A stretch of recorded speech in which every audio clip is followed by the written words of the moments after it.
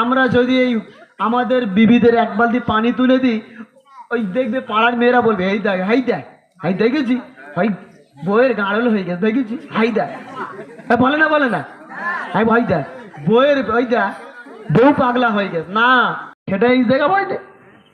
আমরা সালাম দিই। রসুলুল্লাহ বললেন যখন তোমরা বাড়ি থেকে ফিরবে তোমরা সালাম দেবে আসসালামু আলাইকুম। যখন তোমরা সালাম দিলেন আর বিবি যখন উত্তর দিলেন ওয়া আলাইকুম আসসালাম, আমার আল্লাহ খুশি হয়ে ওই সংসারে আল্লাহ পাক আল্লাহ তাআলার রহমত ঢেলে দিলেন। জোরে বলবেন না সুবহানাল্লাহ।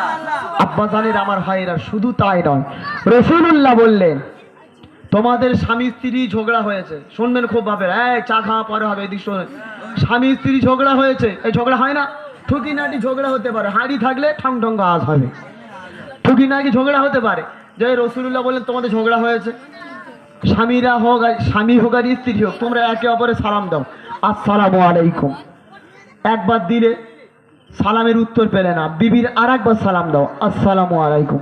দুবার দিলেন উত্তর পেলেন না, তিনবার দিলেন আসসালামু আলাইকুম, সালাম দিলেন উত্তর পেলেন না, আর একবার সালাম দেন, দেখবেন সালাম দিতে দিতে তুমি যেই সালাম দিয়েছে বিবিটা আপনি ফিক করে হেসে ফেলবে।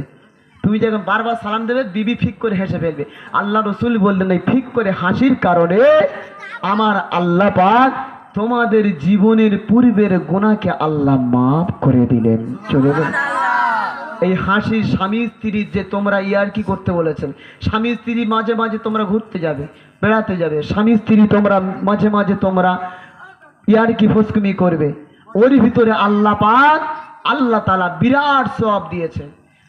বুঝতে পেরেছেন? যে তাবিজটা মারাত্মক তাবিজ বলেছিলাম, যে কেন ঝগড়া হয়, আমরা ওই বাড়ি থেকে এসে এই ছকি নাই জরি না করবে, ঝগড়া হবেন কি শয়তান তো ওটা দেখছে, বল দেখি শালাই কখন আসে স্বামী স্ত্রী ঝগড়াটা বেঁধে দিই, আর যখন সালাম দেবো শয়তান ঠিকরে পালাবে। বুঝতে পেরেছো বাপ? আর যখন আমরা শুতে যাই, ও বাপ এদিকে খেয়াল করে শুনবে, যখন আমরা শুতে যাই না, আমার আব্বা জানেরা বল তুমি একটু দাঁড়াও তো, তুমি দাঁড়াও, সারাদিন আমি খেটি, বলে দাঁড়া তুমি একটু মাথাটা টিপে দে, পাটা বলে তুই দাঁড়া বাবা, সারাদিন আমি খেটেছি, বলে আমি সারাদিন টোটো চালালাম, গাড়ি চালালুম, বলে তুমি কি খাটা খেটেছো, সংসার আমি খেটে কুচে দিয়েছি। বুঝতে পেরেছো? আল্লাহ রসুল সাল্লাম যখন আম্মাজান আয়েশার কাছে আসতেন, আম্মাজান আয়েশা সিদ্দিকা নিজের চুলটা বালিশে বিছিয়ে দিতেন, আল্লাহ রসুল ওই চুলের উপরে শুতেন। ওই যখন চুলের উপরে শোবেন, আম্মাজান আয়েশা হুজুর বললেন যখন কোনো স্বামী ওই চুলের উপরে শোবে আর ওই স্বামীর অন্য কোনো নারীর দিকে তাকাতে আর ভালো লাগবে না, ওই স্বামী স্ত্রী মহাব্বত পয়দা তৈরি হয়। জোরে বলবেন না? এই আমার মুখের গল্প নাই, আর কি নাই। বুঝতে পেরেছো আব্বা জানেরা? শুধু তাই নয়, আল্লাহ রসুল সাল্লাম বললেন তোমরা স্বামীরা মাঝে মাঝে মাঝে মাঝে তোমরা স্ত্রীদের হাতের কাজ করে দেবে। আল্লাহ রসুল আম্মাজান আয়েশা হুজুরের কাজ করে দিতেন। আর আমরা যদি এই আমাদের বিবিদের এক বালতি পানি তুলে দিই, ওই দেখবে পাড়ার মেয়েরা বলবে এই দেখ, হাই দেখ, হাই দেখেছি, ভাই বইয়ের গাড়ল হয়ে গেছে দেখেছি, হাই দেখ, বলে না বলে না, হাই ভাই দেখ বইয়ের ওই দেখ বউ পাগলা হয়ে গেছে না। আল্লাহ রসুল সাল্লাম মাঝে মাঝে আম্মাজান আয়েশা হুজুরের কাজ করে, এটা সুন্নাত করে দেবে। বুঝতে পেরেছ? মাঝে মাঝে রান্না করবে, বলে দেখেছো বইয়ের গোলাম হয়ে গেছে।